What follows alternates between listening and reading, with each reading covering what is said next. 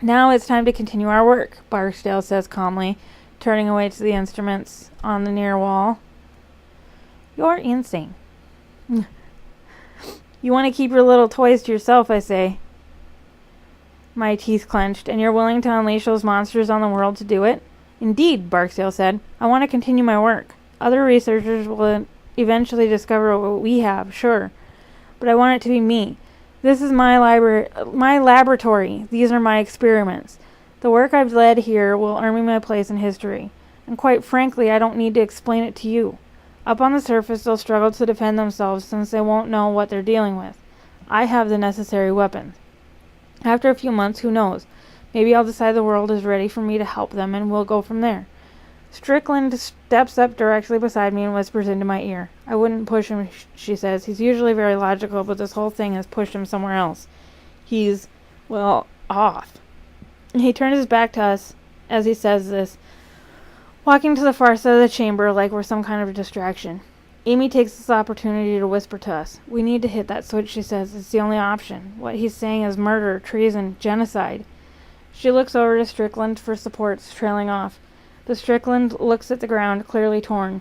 She won't look anyone in the eye, and makes an effort not to look at Barksdale. He seems distracted with whatever instruments he's studying on the far side of the room. The dreamlike quality I experienced earlier is wearing off. The painkillers seem to be losing their edge. Strickland finally whispers a response. Even if we decide we want to hit that switch, Barksdale won't allow us. To hell with him. Or you can figure out something, right? Or something out, right? Yeah, I'm going to do that one. Maybe you guys can make a break for it, Strickland whispers. Where is the switch located? Amy asks. There's an elevator out in the hangar, Strickland says. Take it to the basement. The switch is at the end of a long tunnel. But Strickland never finishes. Two things happen at once as she speaks, her mouth stopping in mid-sentence. First, a loud booming noise rings out, and then the top of her head seems to explode. Amy screams out in surprise, and I jump back in shock as Strickland's body collapses beside me. Behind her fallen body, Barksdale is holding his experimental rifle, and now he's pointing it at us.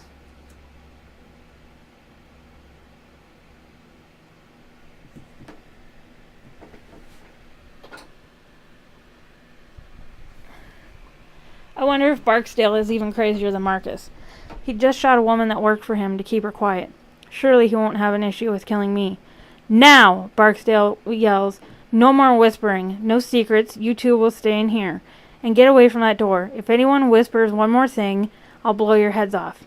My mind is racing to figure out a way to get through the secured door and into the hangar. Beyond that, of course, there was the failsafe switch. I don't want to do either of these. I try my best to be a good actor as I wobble on my feet a bit. I stop, start forward again, and then wobble some more. Amy is apparently catching on because she is at my side in a second.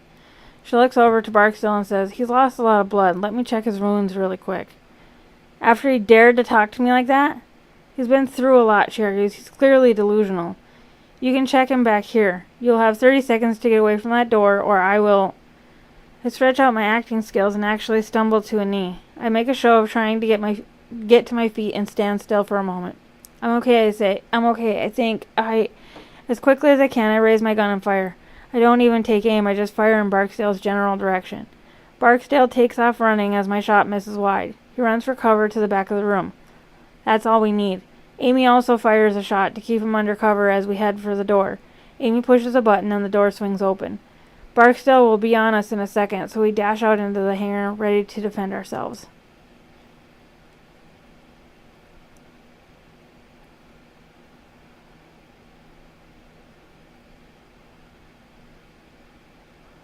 Amy and I run as fast as we can through the rows of barrels.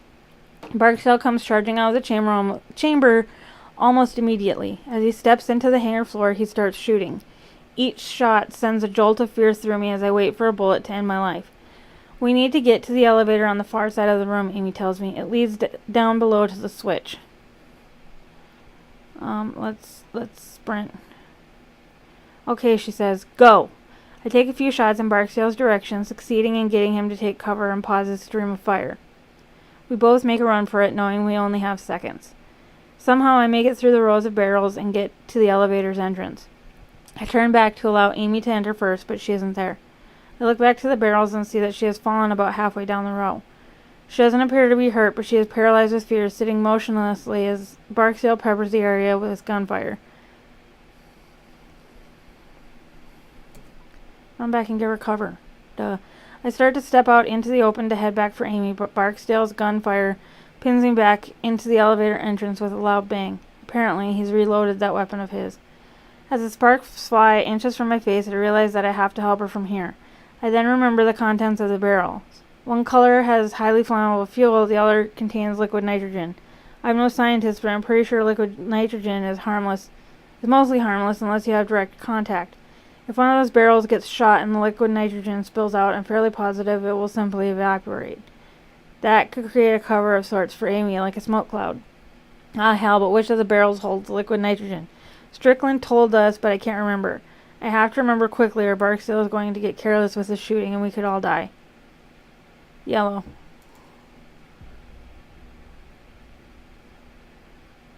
The yellow barrels. I'm fairly certain those have the liquid nitrogen in them.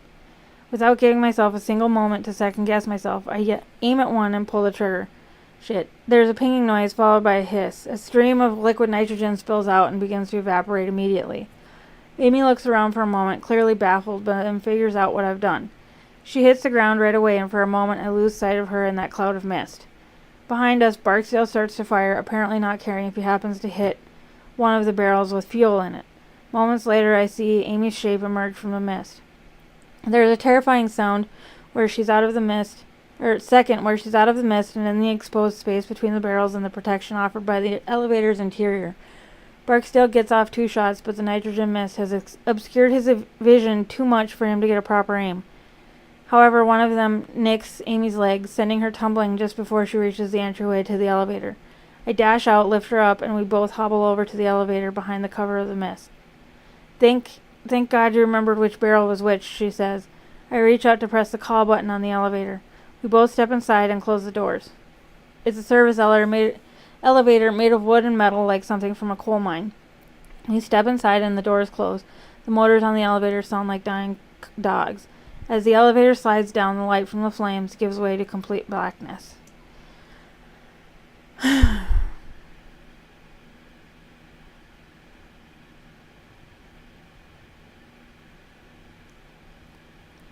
I lose track of how long the elevator descends. It's hard to tell due to the lack of lighting, but it must go another 500 feet underground. The elevator comes to a stop with a shuddering clang, and I waste no time exiting. A tunnel stretches out with sparse white bulbs lighting the way. Most of the wall is made of raw earth and rock, but there are boards and concrete slathered in areas used to reinforce the tunnel. I see a warning sign posted on the wall. I want to read it, but there's not much time. I'm going to read it quick. Warning, authorized personnel only beyond this point. Trespassers will be prosecuted to the full extent of the law. Absolutely no exceptions. Well, glad we got that out of the way now that everyone is dead. Suddenly I feel the effects of the painkillers again. My head feels like a balloon and my balance is off kilter. I look up, and when I see that the tunnel's ceiling is less than 6 inches over my head, claustrophobia freezes me for a moment. The ceiling is not high at all, and there is barely enough room for Amy and I to walk side by side, which is for the best because her leg is clearly causing her a great deal of pain. She's soaked in blood and hobbling along. I don't think I can go any further, she says, wincing, but trying to keep her composure. Sit down, I tell her. I'll be back. There is no sense in chancing further injury to your leg. She nods and I help her down. She shudders in pain as she eases into a sitting position on the floor. Thanks, she says. According to Strickland, the switch should be at the end of this hall. I look up and when I see that the tunnel's ceiling is less than 6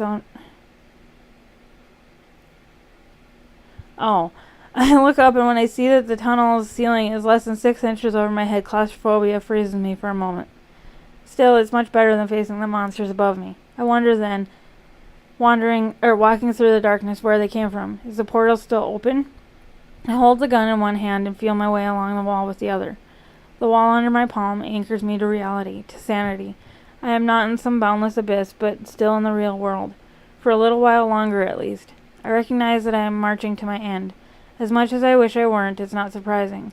From the moment I saw what those creatures would do to time and space, at least a part of me knew that death was inevitable. Before I have time to wonder whether my family will really miss me, I see a light ahead. It's nothing more than a speck of blue light, but in the darkness of the tunnel it's like a lighthouse in a stormy sea. I slog forward, my eyes just straining to focus on that little light ahead. From somewhere ahead I start to hear something that sounds like water. It is trickling lightly like a leaky faucet, and behind that there's something that sounds like wind, a light breeze through an open field, and a voice. Anywhere else the sounds would have been pleasant, but here in the blackness of the tunnel they're menacing. Hello? My voice doesn't echo like it should in this small space. This weirds me out even more than the lack of response. I cock my head, trying to concentrate, and then realize that I can see the tunnel walls now. This is odd, as I wasn't able to see them a few seconds ago. This is different from the blue light at the end of the tunnel. It's then that I see the light shimmering in the air. It looks like a foggy mirror steamed over after a shower. And it's moving, dancing in the air like some abstract firefly. It's not menacing like the creatures, so that threat is null. It's peaceful, serene. I watch as the shimmer branches out and becomes 2, then 3, then 4.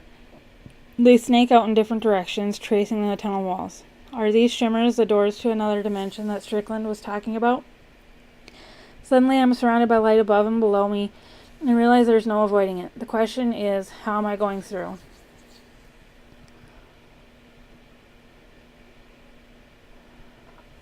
Head first. I stick my head through and feel a tingling sensation, almost pleasant. I reach out slowly, my hand stretching out to one of those shimmers of what I can only assume are some kind of light. They're hypnotizing, so much so that I don't realize that the tunnel walls are vanishing. I feel something like wind and a brief electrical pulse pass through me as the lights take me. There is then a very gentle pushing sensation, and I somehow know that I'm being expelled. I have passed through something. Maybe the lights, maybe the tunnel walls, I don't know. But the shimmering lights fade a bit, still dancing in the air, but no longer large and branching out.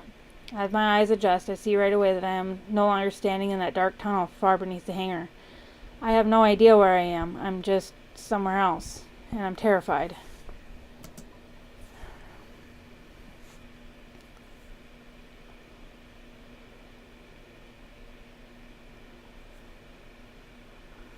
Oh. The ground I land on looks like hot coals. There are dips and many cliffs breaking the landscape ahead of me. There's a wash of orange and blue overhead and a sky that makes no sense. It is both beautiful and terrifying at once. A scattering of stars hang overhead, and they all seem to be breathing, pulsing with a gentle energy as if alive. I can't tell if there are clouds in the sky because everything about it, from the colors to the trembling horizon line, seems to be amorphous. Everything is knitted together, living. I stare a moment longer and can swear I feel the sky breathing. Far off to my right, I see what looks to be a plume of fire, small yet bright, with no source of fuel. It looks as if the ground itself is creating the flame. Several more of these flames dot the landscape further out. The air is thick and muggy. Then I realize something horrible. I don't know if what I'm breathing here resembles air at all. In a place like this, one of impossible beauty, but also very stark horror, my mind doesn't know what to do. A wave of nausea overcomes me, and I think I might be sick. I'm not sure if it would be better to fight it or to give in. The white light that brought me here is nowhere to be found. Is anyone else even here? Is there any way to escape? I'm going to yell for help because I've already been looking around the area. I take a deep breath of whatever otherworldly gas is filling this place and belt out as loud as I can. Hello? Hello? Is anyone else here? Anyone? I hear a voice in response. It is faint, distant. I turn and hear it coming out of one of the massive crevices along the ground. Inside that crack, about 10 feet down, a very pale man lies on a ledge. He is human, but looks close to death. He is in the center of a large pool of blood, and his left leg has been twisted and torn in an unnatural way. As I walk to the ledge, he looks up and sees me. "Help me, please," the man says. His eyes are wide, although everything about him speaks of weakness. He is close to death or insanity or both. What is this place? I don't know, but we are outside of our home galaxy, possibly even our home universe.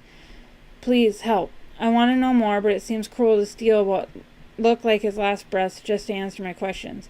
I'd love to respond, but I don't know where the hell I am or how to get back home. The light, he says. It's a doorway. It might take you back to the facility.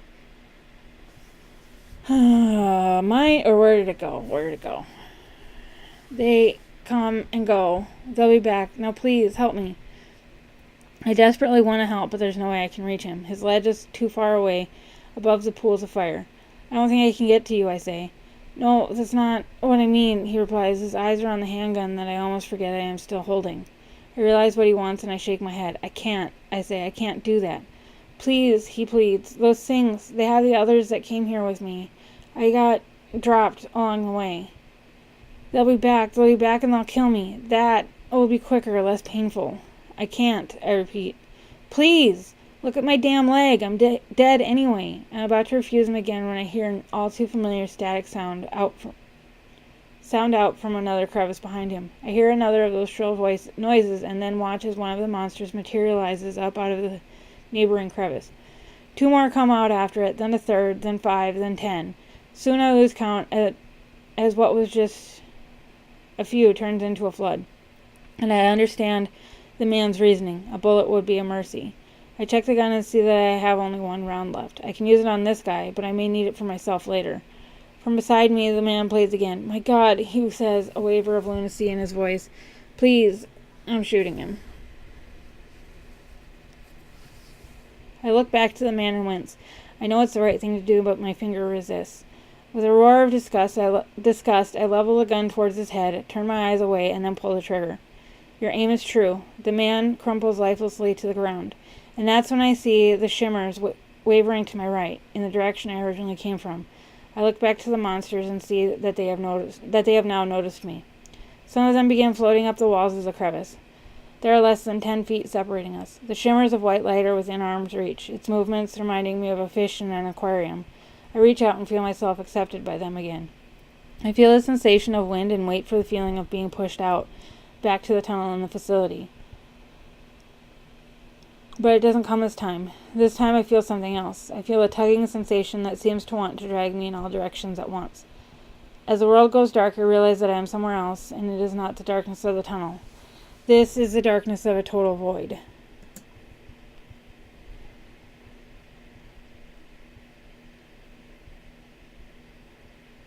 I really want to finish this chapter. There is darkness around me everywhere, nothingness. I feel nothing underneath my feet, nothing to my sides. I can't touch or sense anything at all. I don't even know which way is up or down. It's as though I am all that exists. And as I remain there, I hear just silence, not even the sound of my heartbeat. The blackness is so deep that I feel I can't distinguish between my thoughts and what is real.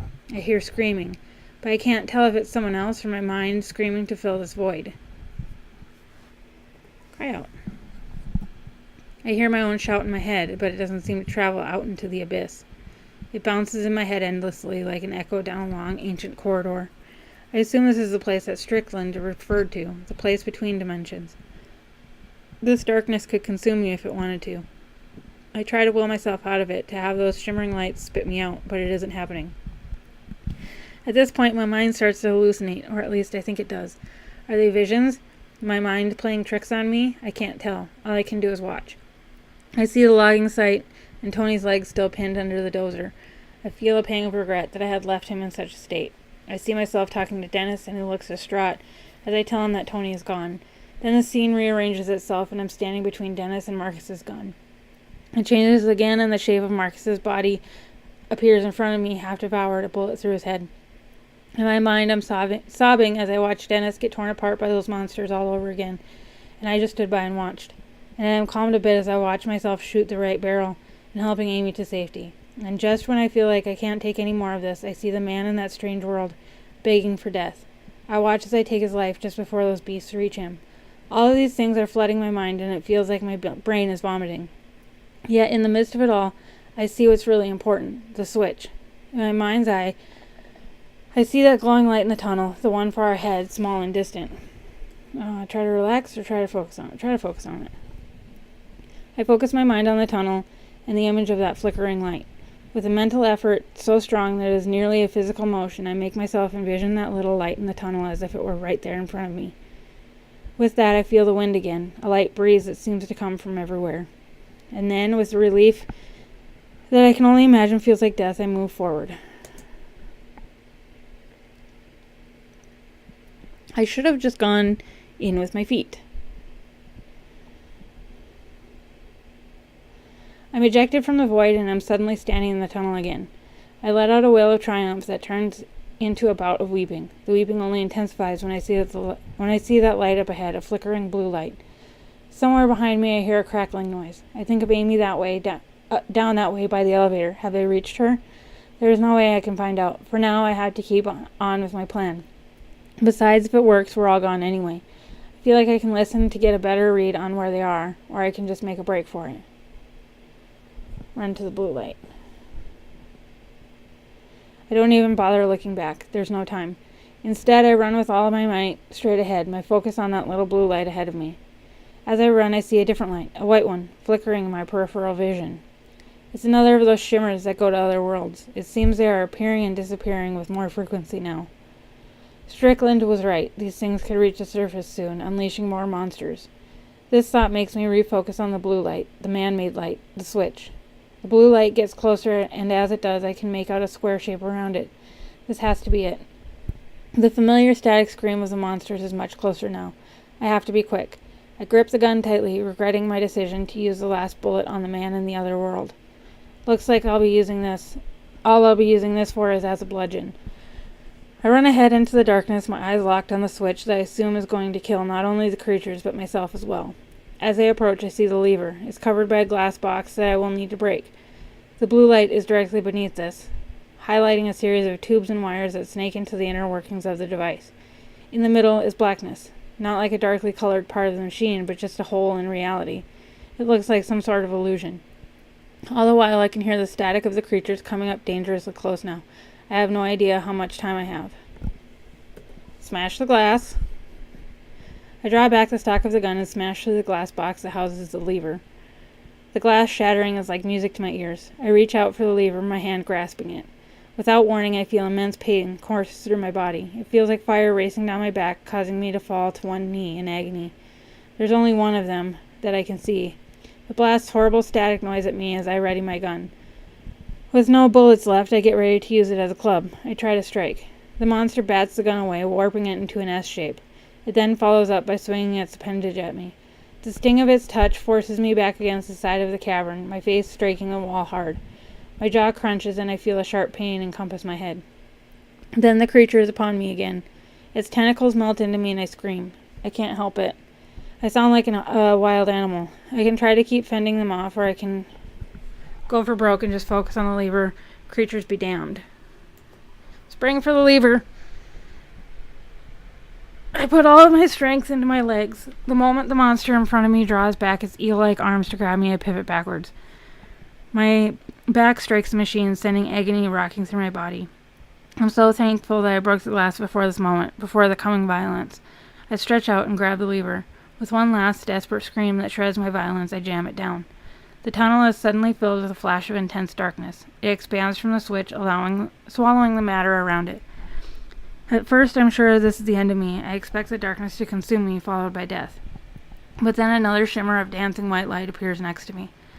There are more of those streams of light, rips in space like the ones that previously sent me to that other ungodly world and the void. With nothing else to do but die, I try to escape into the shimmer. When that stream of light envelops me, the expanding darkness of the switch is gone and I feel a huge push.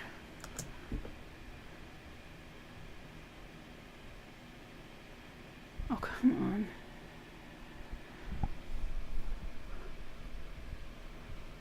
My body feels stretched, collapsing like I'm falling in all directions at once. The world goes white, and then there are pinpoints of stars everywhere.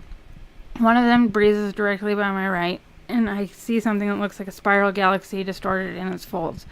To my right, I see an endless stretch of stars and gas clouds, forming some galactic architecture. But beyond the immeasurable beauty, I notice something. I am seeing the same star patterns over and over. They are repeating like reflections in an endless mirror. Are these different versions of the same galaxies, the same realities? To my left, I see a calm blue world and can barely make out trees, familiar Kentucky trees that have been around for the last few weeks. To my right, I see a copy, an orange world, and there are trees there as well, but something is strange, disturbing. As I zoom by, I'm not sure how much control I have in this unusual place, but if I can direct myself, it's worth trying. we're going to end this episode here with this choice of going to the blue world or the orange world. I don't know how long this freaking chapter is. I did not think that it was going to be well over an hour long, including those first two parts. So we're going to continue at the end of chapter 4, hopefully tomorrow. And I will see you guys in the next video. Bye.